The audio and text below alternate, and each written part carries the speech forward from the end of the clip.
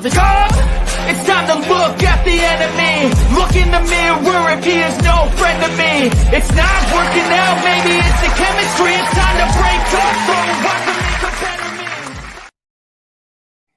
Welcome everyone to the Pom and Fazz show. As always, if I'm the Pom with my accent, I must be joined by the wonderful Mr. Fazz. How are you doing, Mr. Fazz? Yeah, not too bad, mate. Not too bad. Middle of the week, you know, just plodding along. The weather's fantastic. The footy's great. Like, what's there to be down about? Hey, mate, this is the most fun you can have on a Wednesday with your clothes on. I'm telling you now. I did want to start the show though on some serious note. I wanted to send on behalf of everyone in the Pommy and Oz channel. I'm sure you'll join me. I'm so chat will be sending our love to our back pocket superstar Zach Williams, who I can't imagine how shit 2023 is. Yep. People who know me know that I'm an advocate to ban people on Facebook saying good riddance, whatever the year is, next year's my year. But this guy's had a terrific preseason, had a beautiful baby, did his ACL, missed the year of football. His best mate, Finlayson's wife, had to go through all that agony, so he would have supported her and his best mate. And then to lose his sister today with a battle of cancer, Samantha, must be, I can't imagine what's going on that. So on behalf of the Pommy and Oz channel, Mangava Tut, as we say back in my home country, all the love in the world to you, mate. And stay strong, and we can't wait to see you tear the fuck out of some team round one next year. Yeah, and I think, it's really puts things into perspective. You know, how your life can be going so brilliantly one minute, you know, having a baby and all that stuff. And 2023 should have been a great year for him, but it will always be unfortunately remembered for this. And just hoping his family, well, you never get through it or you never get over it, but hopefully they can find a way to manage and live his beautiful sister's legacy, because that's what we do. It's a family's legacy, and hopefully the Williams family can push on, and we're all thinking of them, obviously. So. He's got a good surname. You'll be right, Zach, mate. You've got a good surname, mate. But it's crazy. Do you know what I mean? It is crazy. I mean, I can't imagine it. But I mean, we're here to talk about. It's the mid-season show, so we're going to cover every team in the AFL. But I suppose we better start off with the elephant in the room. We've gone from one sadness. We're carrying on the trend. Carlton's season, mid-season. Chat and Fazz, talk to me. How are you feeling? Round 12. It was meant to be so good. Yeah, it's not so good at the minute, though, is it? It's not great. It's not great. It's been just a disaster from, I don't know, I won't say from round one onwards, because that's a bit harsh. I mean, after 4 games, just maybe the football wasn't great, but we were 3 wins and a draw. So yeah, it's just been pretty much pushing shit up a hill since about round 5, I guess. What do you say? Yeah, I see a lot of people saying the writing was on the wall. I can understand that. People who know me well, I was a little bit more confident in it all. I thought it will change, it will get better, but yes, it's just going. Feels like we're just going another circle. But I will say this though, I do still have the faith that, you know, it's to quote ironically the great Brendan Bolton, it is never as bad as it seems. And I've seen a lot of people say this is the worst I've ever seen Carlton, blah, blah, blah. I think you need to just pump the brakes a bit. Full rebuilds, all that. Just pump the brakes just ever so slightly. Just And if you ever just really want a little bit of comfort, just go and just Google search Carlton's playing list in 2015, and you'll probably sleep a little bit better tonight, knowing that whatever happens, we can probably get better than what we were in 2015 and on. So, but it's just been a shit show, to be honest. Shit show. It's a good get there. I've got to say, it's weird, isn't it? Because I agree with some of the chat here. Do you know what I mean? Like, I agree with LSHK. Do you know what I mean? It's such an up and down thing, isn't it? I mean, like Rio nails it here. This time last year, fuck me, it was good, wasn't it? Like, honestly, like I found it quite hard to do these shows clothed this time last year. It was brilliant. It was brilliant. Do you know what I mean? It was weird. I agree with you when people are saying this is the worst Carlton team they've ever seen, because unless you were there in that cold evening GWS in 2018, like I was, that was pretty fucking low. It'll be tough to ever get that low again, but it's definitely one. And James McCartney, who was that singer? Jesse McCartney, wasn't it? He was a good singer. Sidetrack. We don't stop on strengths. We don't capitalize on ours, and we have players that look to have no competence. Hey, mate, without faith, James, we truly have nothing. We truly have nothing. But I will say this: I agree with you. At the moment, it feels tough to see, doesn't it? At the moment, it's hard to be positive. I know it's probably not for you, Fazz. You're a much stronger man than I am on the positivity train. But it feels like there's knocks after knocks. And you know, one thing that really fucks me off about supporting this football club, and this is why I think what we're going through now is amplified because of the ecosystem these players are in. This time last year, just trying to find out what Patrick Cripps had for breakfast was a tight ship. I'm pretty sure his missus wouldn't fucking tell you, right? Yeah. But now Carlton are going shit. Them loose lips are back, aren't they? Do you know what I mean? Everyone is clamoring. Them little rats, them odious rats at that Carlton Football Club can't stop themselves calling Sam McClure and calling all them others, because they're all spineless.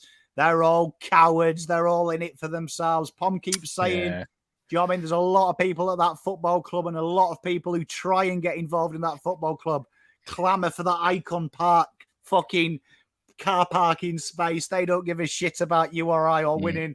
They give a shit about themselves. And it's proven every time, isn't it? Whenever there is something bad at this football club, there is a million people who just can't wait to sling it in. And I guarantee those people on the phone right now to fucking them pricks in the media, they are going to be the first to put their hands up wanting change. Guaranteed.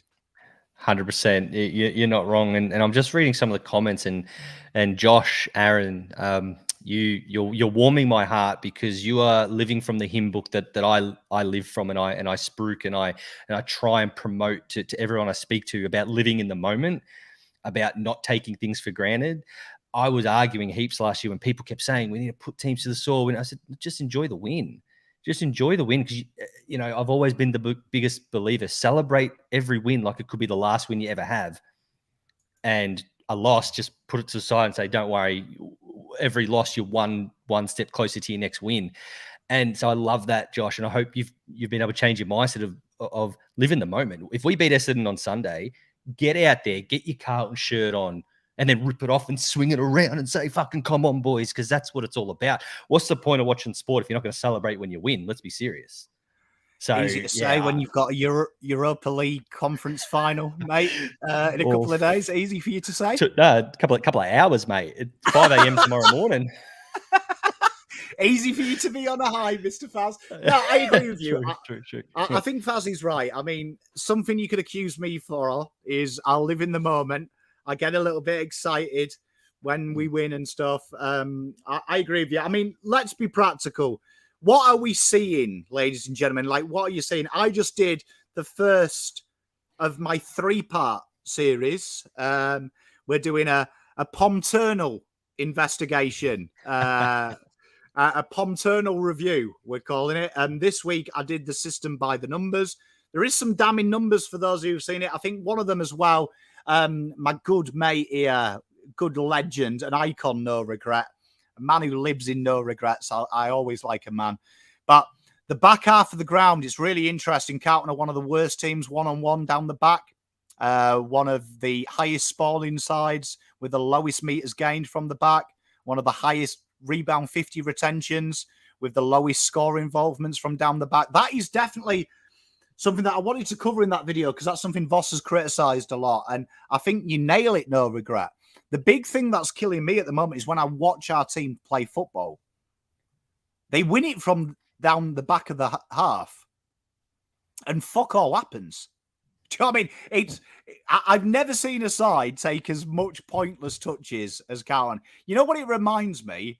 It reminds me of when I was in year 7, we played Bankery House in interstate sport, and they were dog shit. Like, they were like the worst football team ever. Like, the fact that some of them were bipedal was a miracle to science. And I remember our coach of our football team in our inter-school game said, right, every goal from the second half, you all had to touch the ball twice, including the goalkeeper, to make it more of a challenge. And that's almost like what we're doing down the back. It's like, nah, you have a go. You have a go, only for that kick. How do you think Voss approaches that? Is that something that he either bollocks the players, or do you think it's as simple as I do of giving the responsibility to Sard, Boyd, trying to give it to someone more direct, or maybe just bring Doc down the back, you know, like it used to work? It was quite good then. Yeah, it's an interesting one. I think I just, with Vossi, I'm kind of torn between whether I want him to completely tear it up and throw out the hymn book and then start again or whatever, or whether I want him to back himself and back that he knows what he's doing. I am torn between that. And a lot of people will say that's a bit crazy because it's not working. But I think, you know, being a leader means that every twat gets to have their say about what you're doing. But as soon as you start questioning yourself, that's the end. That's the end. So as soon as Voss starts questioning himself, then he needs to leave. So for me, I want him to get in there and back himself. Back the strengths. Doherty back to halfback. It's not changing anything. Doherty back to halfback. Release the shackles a little bit, but no, and back himself in that I'm the man for the job. I'm going to do it. Because if he's laying in bed tonight questioning what he's going to do on Sunday, then it's the end.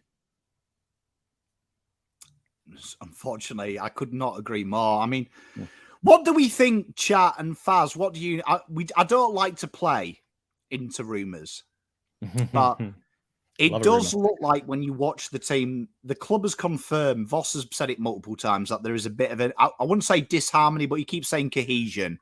He keeps twisting the phrase cohesion, connection.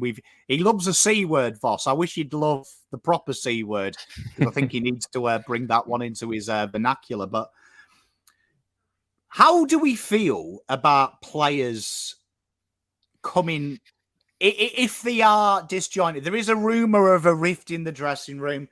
I said it on Blue Abroad. For me, I can't fucking stand factions. Like, honestly, for me, I am quite black and white. If you are 18, right, and you are an adult, whether you're a man or a woman, you've got to get your back.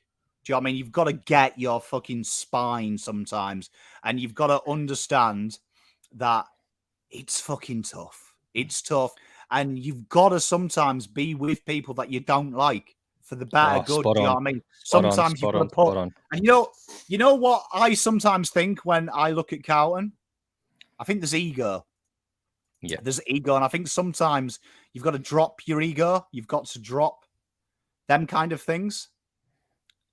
Yeah, definitely. And I think, look, I like to use. I say this a lot when I'm mentoring young people at work and all that, and I say, look, when they come say, I can't stand this person or whatever, and I say, look, there are people who there are two types of people who I work with. One type is people who are phenomenal at their job, but you wouldn't catch me dead having a beer with them outside of work because they're just the shittest people, but they are phenomenal at their job. Equally, some of the best people I know at work who I would drink beers 24/7 with, I couldn't stand working in the same team as them because they're not great at their job. That's just what happens. That's just reality. And that's not criticizing them as people or anything like that. Everyone has their strengths. But sometimes putting your ego aside, saying, I don't like this person for X, Y, and Z, but shit, they're good at their job. So I want them in my corner when shit's hitting the fan, regardless of the workplace. Mate, you've only got to go into a sales team and tell you what, some of them are a peculiar bunch, to put it politely. But, I mean, there's a few sales guys that I work with and that I train that, I'll be honest, they're probably not in my top 5 for beers, but they would easily be in my top 5 if there is a target that needs to be hit. They are probably the first people on the POM speed dial of I need you here and need you there. And it's an interesting one. I think Hell for You, that's how I described it. They do remind me of, in the UK, we have a thing called rec football, where it's usually Wednesday, Thursday nights. It's usually for old people, social football, where you basically pay £2 and you get to play a 6-on-6 game with random people, and it's a way of meeting people. And when I watch them play, sometimes it reminds me of what we used to do when you play with 5 guys you've never met against 6 guys you haven't got a fucking clue who they are. And there's kind of like a feeding process where you keep the ball a bit and you try and work out who's good on the ball. You watch what they do. And then as the game goes on, you kind of go, right, okay, he's quick. He's got a right foot. That guy's pretty dangerous. I'll tackle him. It does feel like that. You see it as well, don't you? This week, I think this week was the greatest Carlton game I've ever watched in the terms of highlighting our problems. Because the first 10 minutes, I thought we used the ball worse than we did for the remainder of the game. But the irony was we looked pretty good because of the intent and the effort. Like when they did make a mistake, there was 6 guys fixing it. And then as them 2 goals, it's the POM rule. 2 goals against, game over. 2 goals in a row against. And you saw whatever it is inside their little minds come out. And I don't want to come out of position to help my mate, because what happens if it happens to me? I don't want to take that corridor kick. You take it. There does seem to be, I'd love to get the message to the players just to say, you know what? If you're going to lose, you're going to lose. But why don't we come back in after a defeat and say, at least we tried everything? Yeah. Don't leave anything on the table. You don't want to get to it and say what could have been, what I could have done. All this talk about there could be groups of players that they don't need to be best mates. We don't need them to be best mates. In fact, I'd prefer them to have mates outside of the footy club. They've got nothing to do with, otherwise you can get too involved with people. And there's 44 young men on a training at every given time. You might not like everyone, whatever, but as long as everyone's on the same page of what they're there to do, then it shouldn't be an issue. But look, I don't feed into all this stuff. As you said, how can, it's when we're losing. If the rumors are true about Wiedering and whoever it is, mate, they played with each other all last year. Why were these rumors last year? It didn't all of a sudden just become shit.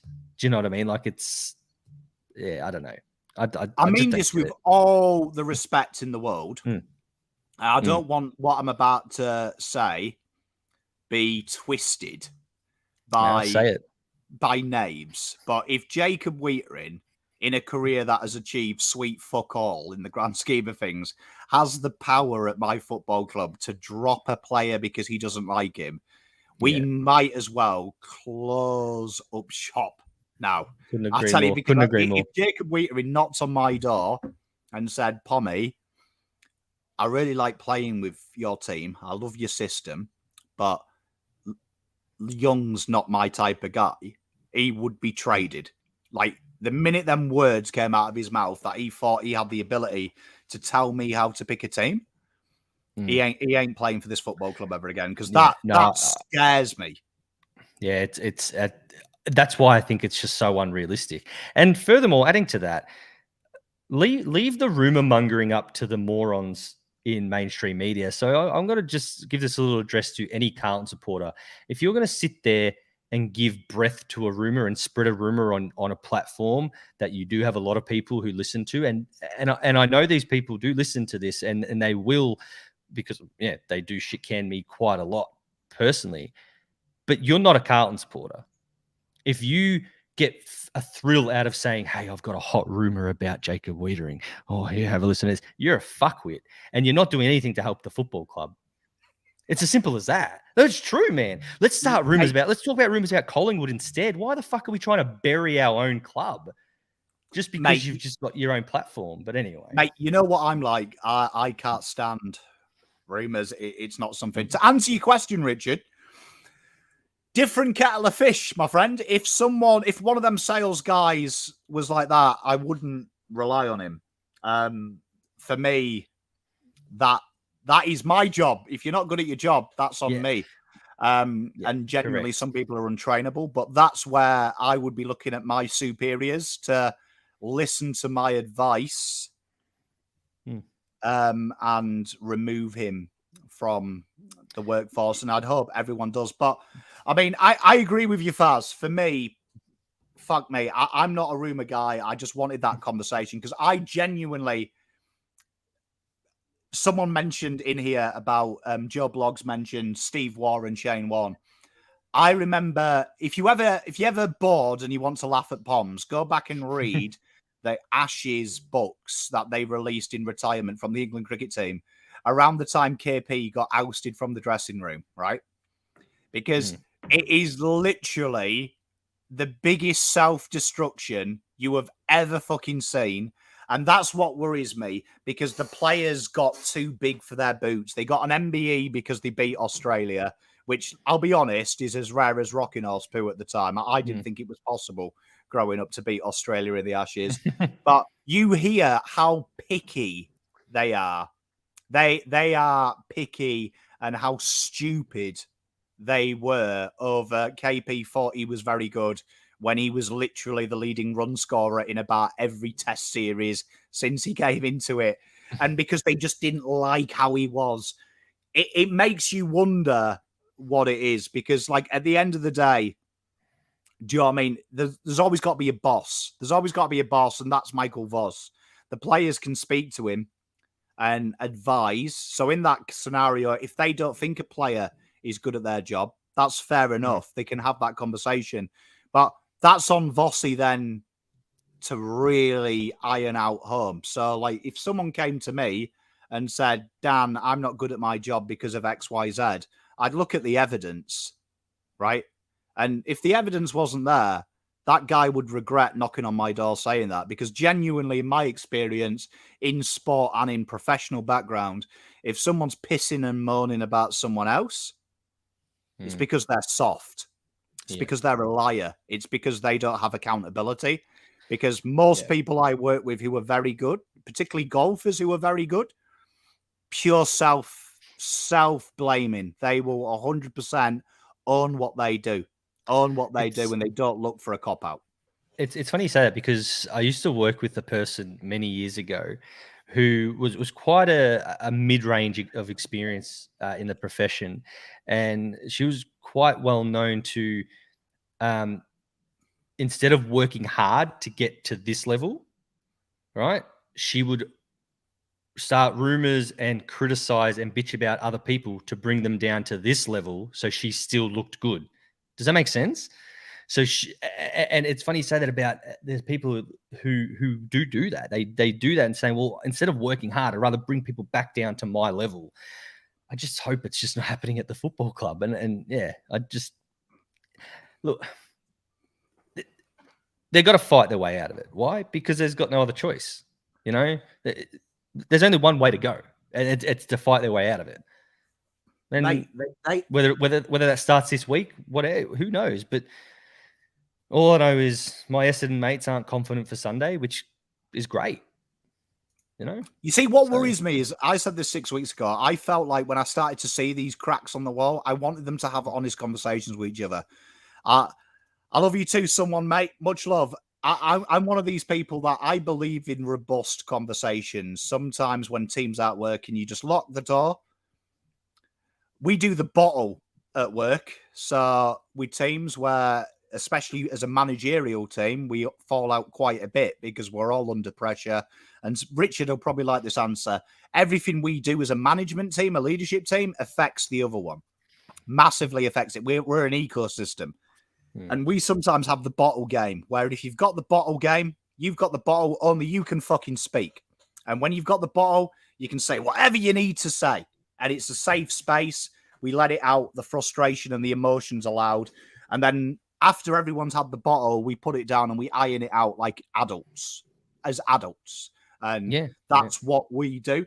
I felt like they needed to do that, because if they're not doing it and it's just becoming aggressive, and it's like, you're fucking shit, you're a piece of shit, it's not productive. It needs to have that energy at first, and then it's watered down into productive. And you actually find, it's quite funny, when we fall out as a managerial team, if you hate what I've done, I know it's shit, but it's good to hear it sometimes from someone else.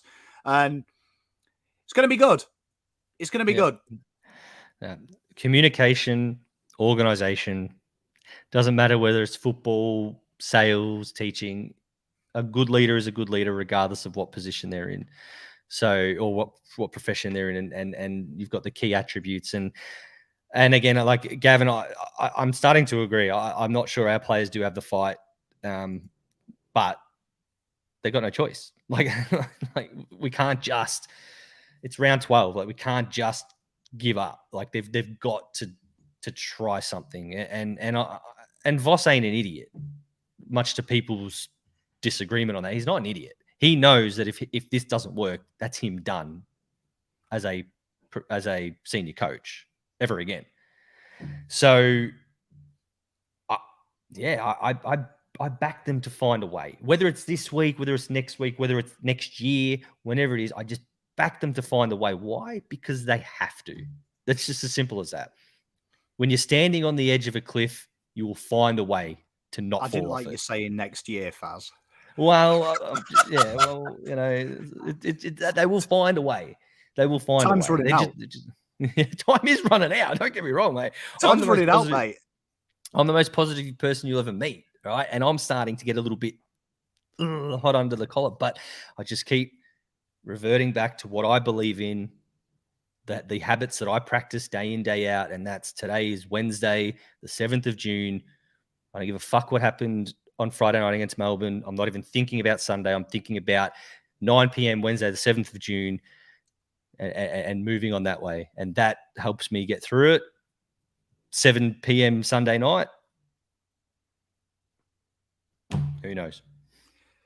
You know, Chris, I quite often, it gets back to our board of directors that I often drop this. So whenever they cut prices, cut costs, it's my big bugbear in life, cutting costs.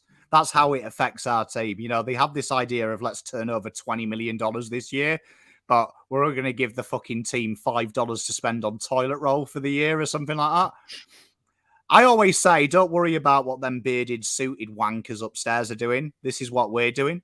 Do you know what I mean? And I think sometimes you've got to have that separation. But it also comes down to, Chris, I think that the best directors we have at our workplace, the best directors I've seen in sport as well, at clubs that I support, are the ones that actively get involved with the players. And I'm talking like put cones out. Do you know what I mean?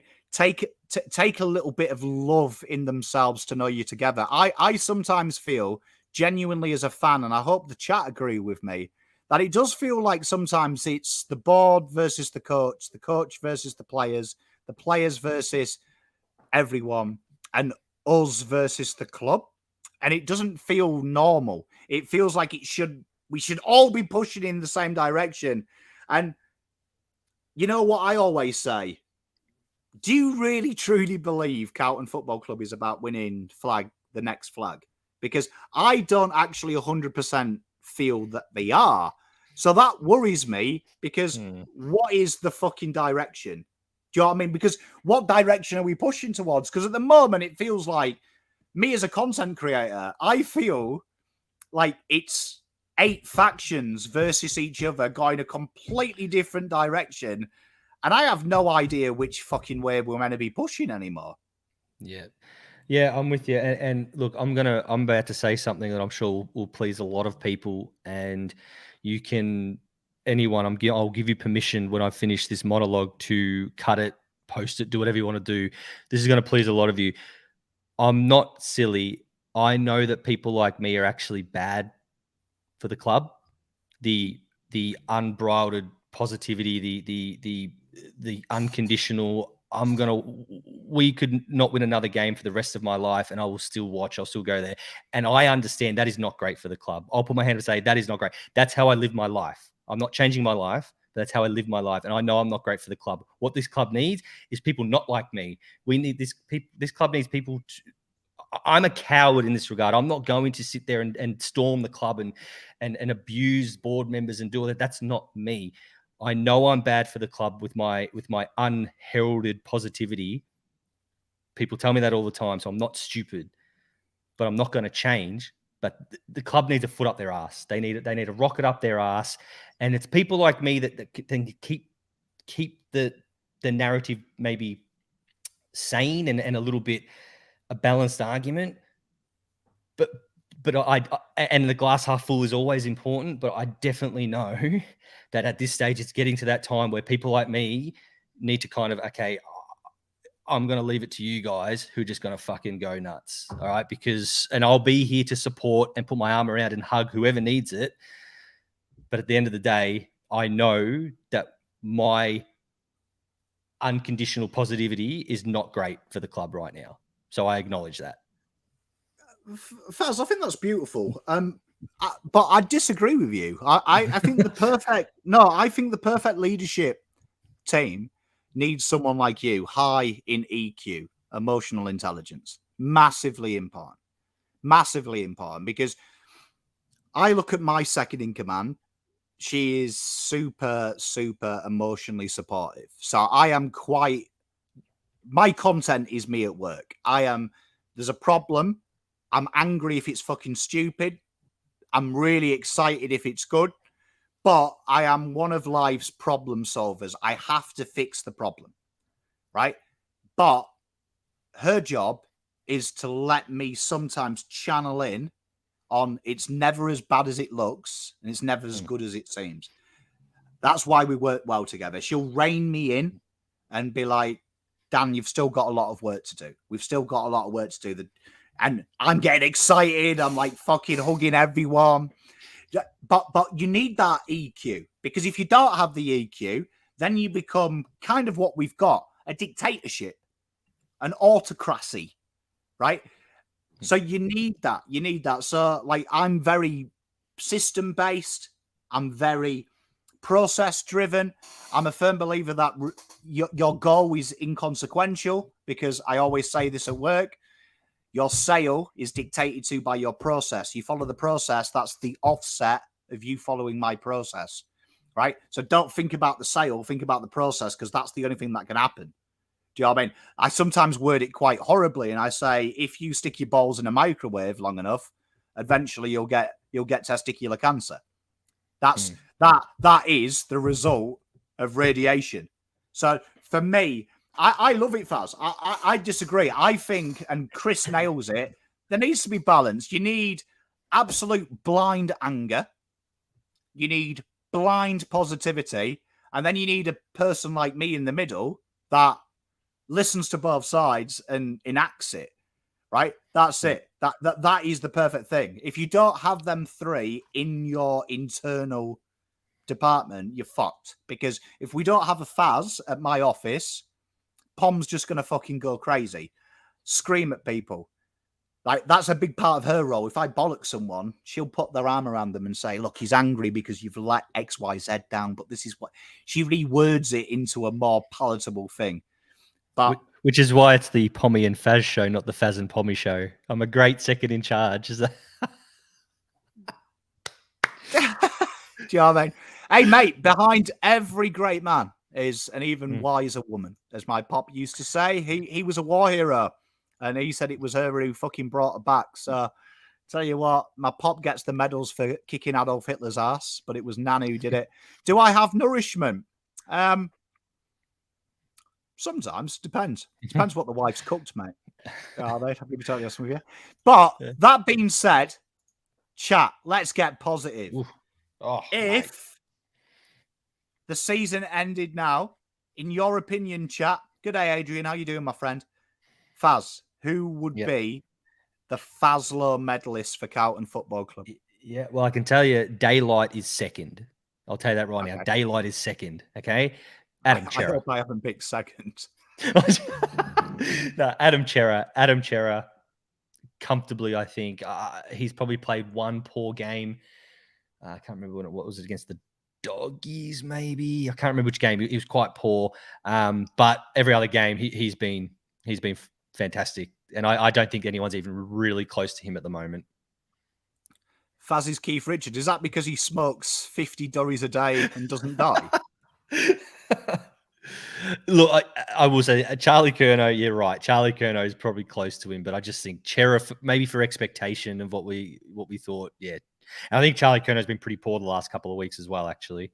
But yeah, no, Chera for me. Yeah, I don't think you can argue with Chesney. Gav, I want to give it to Curnow, but I've got to give it to Chesney. Chesney's in. You know what? Controversial. We're talking about leadership groups, right? If you redid your leadership group, this is a question without notice. This is Pom's dream leadership group: Adam Sard, Adam Chera, Sam Walsh. Not bad. Yeah. They all provide different. They've all got different strengths in their personalities as well. I actually said that to my old man. Actually, I think. I actually said that to my old man the other day. I think I could see Adam Chera definitely being a future captain of the club. Just the way he goes about it, his professionalism, I like that. That's a good call. Josh, to answer your question, I don't mind the players doing extracurricular activity, to be honest. I really don't. I can't comment on their mentality because I don't know them, but I would assume they have come through a system in a losing culture, and playing for Carlton is a little bit like playing for Manchester United and Liverpool when Liverpool was shit. You instantly have made it when you're a kid without even doing anything. So I think that kind of affects your psyche, but I would hope that the leadership group at Carlton who are coaches rein him in, which I don't think anyone has been strong enough. And I think that he's maybe got the Oedipus complex, maybe. He's got that I wouldn't say superiority complex, that's harsh, but maybe he has got a huge opinion of where he is, where in reality he's not. But no, I'm not saying Chera should be captain. I think leadership group. I think Sard needs to be in the leadership group, and I think Chera needs to be in the leadership group. I did. I said Chera as a future captain. That's what I said. As a future captain. I don't disagree with that. I don't disagree with that. I don't disagree with that, to be honest. I think he could be. I just think I like my leaders to be hardcore. And I think I look at Sard and the stuff he does off the ground outside of football says to me leader of men. Like leader of men. Leader, yeah. And I agree with that because there's the types of leaders as the inspirational follow me, doesn't say much type leader, or the absolute look you dead in the eye and you know shit's getting serious type leader. And like the Adam Sard type leader, you know, I don't subscribe. I see a lot of people talking about Mark Murphy. He wasn't a great leader. I don't subscribe to that way because he wasn't berating people left, right, and center. Mark Murphy, anyone who know at the club, Mark Murphy was a great leader. So I think, you know, people want to see the Luke Hodge type leader, and not everyone. The reason Luke Hodge was so great is because not everyone's like Luke Hodge. So if everyone was like Luke Hodge, he wouldn't have been so great. So look at Scott Pendlebury. I wouldn't consider Scott Pendlebury to be a physical, aggressive type leader, but he's one of the best leaders in the history of the Collingwood Football Club, which is probably the second biggest football club ever. So, you can't, yeah. No, I agree with you. Doc would be my choice, to be honest. But I mean, I think Doc said it himself. He stood down for the right reasons. And you know what? I wouldn't be playing football if I'd gone through what he did. So, yeah, no, in my opinion, fucking Jesus, the guy's a superhero. But I'll tell you what, if Doc told me to go and punch the guy with a 6-pack and he was 7'4" in the bar for Bants because he wanted to be amused, I'd punch the guy. I wouldn't care. Yeah. Doc told me to do it. So I think just Doc's backstory for me, that turns me on as a guy that I'd want to be led by. If you can't get inspired by Sam Doherty, then you're not human. So, yeah. Yeah, do you know what I mean? Like, if I was out on the field and Doc said, Pom, go and fucking flatten that guy, and I'm like, that's Buddy Franklin. Yeah, go and flatten him. I'd be like, okay. Okay, Sam. I'll be back in a minute. Do you know what I mean? Next question I've got for you. Surprise packet. Who this year at Carlton Football Club have you watched and gone, oh, fuck me. He's good. I would say good or bad. Good. I've got the bad one next. Oh, good. Oh, geez. So surprise packet for good. This is a tough one because I think a lot of people will say Nick Newman, but that didn't really surprise me personally because I thought he was always in our team in that regard. Oh, shit. This is tough. I'm going to say one of them, and it's only Adam Chera. Yeah, that's a good point. I'm going to say one, and it's only because I'm going to say Matt Owies. I'm going to go with Matt Owies. A bit of a surprise packet because I think a lot of people have quickly realized, holy shit, he's our best small forward on the list. And a lot of people didn't have him in their best 22s at the start of the year. So I'm going to say Matt Owies. But the right answer is Nick Newman. But I had faith that Nick Newman would do it. So for me, it's Matt Owies.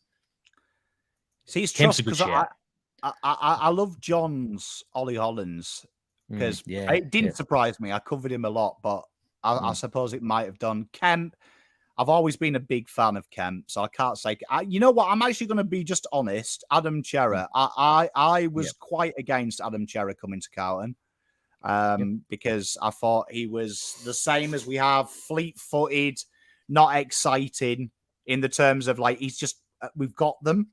And I've watched Adam Chera every week, and I'll tell you what, I did not, and I watched him a lot at Freo, think the guy had any fight in him. And I watch him every week, and he actually makes me stand up and clap. He'd be one of them guys that if he was playing at Old Trafford, you'd just stand up and applaud every time he got subbed off because know he's putting a shift in. And you know what? I'm actually surprised when I watch him. He's got some balls. The other person is Paddy Dow, and people might be surprised by that. But I'll say this: that guy, if Paddy Dow went out and did what some of the AFL boys do in the VFL and stunk the gaff up and did fuck all, I would not be bothered. But I tell you what, I will give the two most improved players this year by Flemington straight in the VFL are number one, Jackson Binns. If he had played like he has done the first 3 months, he'd be picked 7 in this AFL draft. Maybe beat Binns, maybe even beat Hollands, what he's done. Yeah. But I will say this, Dow, his defensive work over the last 4 weeks, absolutely obscene. Like, I watch him every time, and everyone will know I've never, ever been a big fan of Dow, but recently I've started to petition for him to come in. I watch Paddy Dow, and I tell you what, I actually get a little bit angry because I start to think, maybe it's because I'm getting old. I think if he was my kid, I'd probably go to the club and square punch someone. How is he not getting in? But I'll give him. He's kicking ass. I think Dow's a great point, and I don't want to mix my words here and people come at me, but I did say before, leadership comes in many, many forms, and Paddy Dow's shown the determination that a lot of leaders actually don't have. So whether or not he's a great footballer or a good footballer, that's irrelevant. The fact is, leadership comes in many forms, and Paddy Dow our leader to show what he's done, I think that's a phenomenal. It's phenomenal. And I agree. Binns has shocked me as well. So yeah. Tell you what, I'm very impressed with Binns. I think Binns impressive. So now we come on to the sad one. Oh. It was been your biggest letdown this year. I've got a few honourable mentions. Oh, fucking hell. Yeah, so I'll go through my honourable mentions before I actually stick to one. So my first honourable or dishonourable mention is Jesse Motlop. I feel like second year blues or whatever it is, he's had a real rough year. McGovern, dishonourable mention. He's had his best season games wise, just been horrible. I'm not going to say my third one because I'll get murdered for it. So I'm just going to ignore the third one. But for me, the biggest letdown. Nah, neither. It's he had a back surgery, so I'll give him a little bit of leeway. Oh, okay. But he's fucked me off the last few weeks. Anyway, but the biggest letdown for me, given the year he had last season, is Zach Fisher. I really thought he'd, at worst, stay the same. But yeah, it's a tough one. This because a lot can fit the category, but the term "the biggest letdown," I think that's what you got to say, the number one, because there's a lot of people who've let us down, but the biggest one, to me, because Fisher just changed. To me, it's Fisher because he just changes the dynamic completely. We're looking for goal kickers, we're looking for speed, for classy ball use. He is everything we're looking for, and he's just let us down. So. I think I've got. I'll give you my three before I give you my number one. Right. So Hewitt would be there. I thought he was integral last year, and evidently he's either played too early. I don't know if it's the club's fault. I don't know if it was just the game system because it was so manic, just kind of played into his. I mean this in the nicest possible way, but his minor skill set, did it help him out? Because I don't think he's got a vast array of skill set apart from his willing.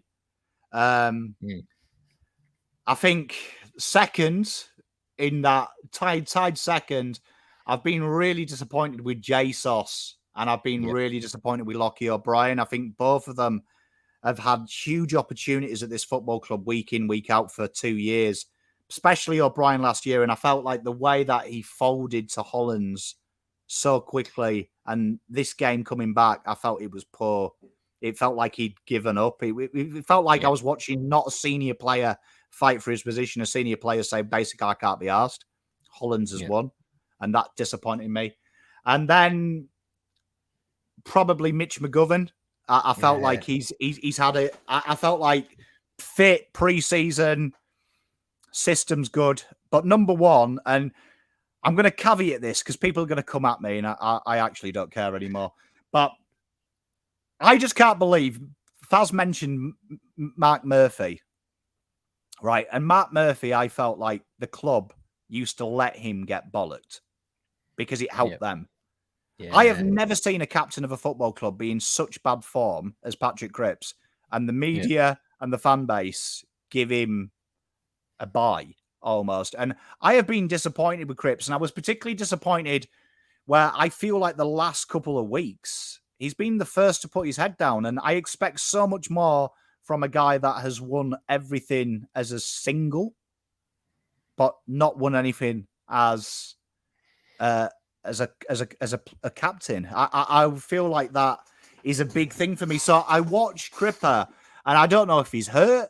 I don't know what is going on, but he's meant to be the lieutenant out there, and it actually hurts me to watch because he looks like he's got no fight. And I was really excited this week when he pot-shotted Caro, but let's be honest, this year his only win is against a 70-year-old woman on Insta. And I saw that and I was like, that really turns me on. How he said, how dare you question my loyalty to this club? That turns me on. But then I watched him and I was like, he's not playing like he's trying to stick two fingers up at Caro. He's kind of playing as if, dare I say it, it felt like he was spoiled.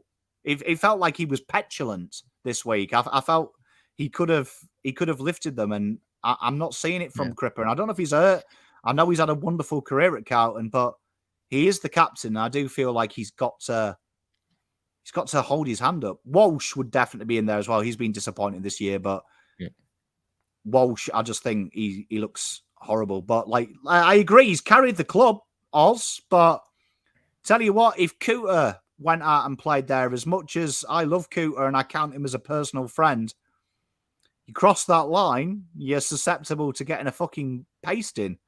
And I'd be questioning if he's hurt, why he's playing. I also question if he's hurt, why the fuck is Voss letting that happen? Yeah, spot on. Couldn't agree more. So sorry, hate me all you want. I love Cripper. But well, we love them all. We love them all. But I love him, but fuck me, come on. If that, I've got to say, if that was Mark Murphy, I remember doing content when Mark Murphy was captain. Some people would have posted pictures of him fucking effigies burning in their fucking car park and shit. I've never seen and I don't use this word lightly, and I know the older people come at me because that they saw, but I'll say a champion of my era of the club. All right, so I'm not saying champion of the club. I'm not saying a Bruce Dool, blah blah blah blah. But I've never seen a champion of my era of the club be so disgustingly disrespected like Mark Murphy was. It was fucking shameful, and he's a champion of our club in my era. Mate, I agree. No, champion, but I mean, got to set the standard. Do you know what I mean? Set the standard. And I just look at other clubs. Do you know what I mean? Patrick Dangerfield, he's a champion of Geelong. Yeah. He was slated by the press after their start that they chose the wrong guy. He's not Joel Selwood. He's living in the shadows. Do you know what I mean? Like Cripper, like the media almost feel sorry for him, right? Yeah. And I'm like, about if you're going to slate Voss, you got to slate his right-hand man. Do you know what I mean? Like that's cold hard facts. It's the nature of the beast. Do you know what I mean? Like it's why you're the captain. But that being said, we go on to the AFL chat. Who is winning the AFL? We know who Fazz is saying. But say it. Collingwood. Yeah, the Pies will win it. Yeah. It's written in the stars, a million miles away. No, the Pies. Yeah. There's not even a team close to them, to be honest. Spot on, Gavin John. Give Mark Murphy some fucking love. Mate, he's a superstar, Mark Murphy. Do you know? Anyway, do you know he struggles to lift his kids up because of? I know. Oh, mate, I nearly cried when I heard listen to his podcast. But yeah, no, I think Collingwood will win it. I think there's only one team who I think could do them, but then I just remembered their absolute basket case and their garbage anywhere outside of their own backyard, and that's Brisbane. So unfortunately, the second best team in the comp being Brisbane actually ruins it for everyone because they are vanilla, the Tottenham Hotspur of the AFL, if you will. And so it's got to be Collingwood. Bit harsh on Tottenham, that. Bit harsh on Tottenham, yeah. You know what? I actually like this from Giuseppe and Michael. I think it's obvious that Pies are a cut above the rest, but for the sake of it, I just did a video. It's going up tomorrow on Inner Sanctum on Port Adelaide and why they could win it when you look at how Hinckley's got them playing. They are probably, in my opinion, the best side in the league if you want to watch a side that has changed their system to suit their situation. Manic pressure around the ball. I think it'll be dependent on how well they travel to the G. And obviously they did get peppered by Pies when they played them the first time.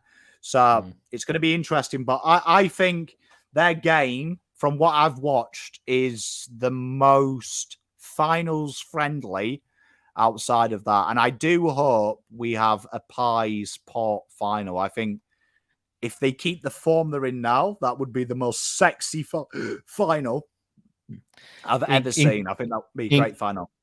Incorrect, Rambo. Collingwood move to 16 if they want it. So, look, let's look at it from the Fazz point of view. All right, Fazz the pies. best part of no. The Fazz school of thought is the best part about Collingwood making a grand final is we could create another beautiful Dom Sheed memory. Let's just keep that in our back pocket. You know who I could see it being as well? Connor Rosie. Oh. From the pocket. All right, I'll put this on the record. If Connor Rosie kicks the winner against Collingwood in a grand final, I will message Kane Corn and say he was right. Rosie's better than Walsh. I'd never do that. I could never do that. Everyone asks, who's your favourite player in the history of the AFL, Dom Sheed? Yeah. Do you know what I mean? That's scary. It'll be interesting as well because I'll tell you what, we talk about captains who got slated. Darcy Moore got slated by the press, saying that they alluded he wasn't man enough because of the way he looked. I did see a few things and I'm like, you've only got to hear him speak. Darcy Moore, I'd love to be followed by him because he protects his players and I think that goes a long way. But we come on to the Rising Star. Yes. Who's winning the Rising Star? I think Wardlaw's gonna give it a good shake, good run at the end. I think he's probably left his run too late, but geez, he's a good player. Sheasel started off really well. I think he's mellowed out a little bit. I think the boy Ashcroft, I think he'll just do enough to. I think he'll have a good second half of the year, and he's just going about his business nicely. Mate, it's a good one. Owens, he's a good player. You know what? I'm gonna stick some cashola on my boy. Gonna back him in. Bailey Humphrey. Yeah, good player. Yeah, I just think he's hidden a bit up there. We talked about leaders. Do you know what I mean? For a young man to be so open about suicidal tendencies, losing a best mate to suicide, the reasons that he plays, and the time he donates to people. What a fucking hero. I can't love Bailey Humphrey any more than I do. What a model human being. I wish everyone was like old Bailey. He's good. But I'd say Matthias Philippou, chance. He's got to start bringing it. I do love a little bit of Matthias, though. Matthias was my pick at the start of the season, I have to say. I just think he's gone a bit quiet recently. But you never know when it comes it. But the Coleman and the Brownlow. Who is winning the Coleman medal and who is winning the Brownlow? I think Jeremy Cameron will win the Coleman. And I think the Brownlow, I'm a big believer. I always think the Brownlow is a little bit set up. I do think the media kind of dictate who's going to win the Brownlow around about this time of year, and you'll see these players start getting votes that they probably shouldn't get. So I think Nick Dacos will win the Brownlow because he's been spoken about so much. And if it's not him, I think Bontempelli is the other one who the media are just absolutely frothing over. And all of a sudden, I said it a lot about Dustin Martin, and I'm not saying Dustin Martin wasn't a great player, but there were games when you're spoken about in the media, you just have to be top 5 on the ground and you'll get 2 votes. So I look at a Bontempelli and a Dacos in that regard. They just need to keep being in the top 5 on the ground and they'll get 3 and 2 votes. So, yeah. Faz, we have to do a Ashes watch along, don't we? Ooh, yes, please. Are you keen? Yes, please. The first test is a day nighter, isn't it? So that's normal time for us. Yes. Yep. Yeah, answer your question, Jason. We've just locked it in right here. Nick Dacos, for me, is a walk-up start. I think there's only one game I haven't got him polling free. Yep. So I think it's Nick. And it's a silly question. Coleman medal. Book this down. From now to 2030, Charlie Curnow wins everyone but 2. Charlie wins everyone but 2 from now to 2030. Lock it in. Locked in. Locked in. I just got back from 2031. It's really nice. And finally, who is your surprise all Australian? So last year we did this. I correctly guessed, and a few people mocked me in chat. Sam Taylor. Just so you know, I guessed that, and I was mocked for it. Yeah, I'm not sure if this is going to be a surprise. I think Jack Lukosius. I don't mind that. Yeah, I think he can fit nicely on that half forward line. I don't think there's many half forwards, small forwards who are actually dominating games, and I think he really stands out. And once again, I do think things like that are a little bit already made their mind up, and I think the AFL want to give a little bit of a to Gold Coast and chuck Jack Lukosius on the half forward line. It's a tough one. I've thought about it, and thank you very much for your $5 donation, my friend. Much love. Yeah, Carlton win 2. Don't worry, Chill. We win 2 by 23. Surprise All-Australian David Cunningham, Jordan Dawson. Ballard's a good shout. Josh Dacos. Is it a surprise, though? Because he is probably a country mile the best winger in the league. But then again, it is the AFL picking it, so they might put a full forward on the wing just for bants. I am going to say Oscar Allen. I like it. I like it a lot. The only thing I'll caveat then is it's a pretty tall forward line if Jeremy Cameron and Charlie Curnow are getting picked as well. Oh, they don't give a shit about that. They put Charlie Curnow in the pocket. Yeah, true. That's a good shout. And I did see a lot of people say, oh, he can't make All-Australian because West Coast are no good. I'm pretty sure Brendan Favola made plenty of All-Australians, didn't he, when Carlton were down and out? So, well, Carlton were rock bottom as well. Do you know what I mean? Wheaterin used to get nominated. Cripps used to get nominated. I mean, I actually think I actually think he'll finish 4th in the goal kicking medal. Yeah, he is a fantastic footballer, Oscar Allen. And I think they can't not give him it, to be honest. I think he's a terrific footballer. I enjoy Oscar Allen. Like, Oscar Allen would be a guy, if I was Carlton, I wouldn't mind having a sniff at Oscar Allen. See how much he wants. The old reverse Judd for Josh Kennedy trade, you're thinking? Yeah, you know what I mean? We'll just tell him. We'll just tell him that fucking, I don't know, Jack Carroll's the next Chris Judd. You know what I mean? With straight face. Yeah, we see a little bit of Judd in him. Do you know what I mean? Not say anything. Well, chat, that is all we've got time for. Beautiful. We have enjoyed it. Thank you very much for joining us. We love you to pieces. Enjoy yourself. Go and watch the World Test Cricket Championships because it's a pre-season game for the real Test Championships. The Archers. We'll be back next week, though. Beautiful. See you guys. Cheers, guys. Much love.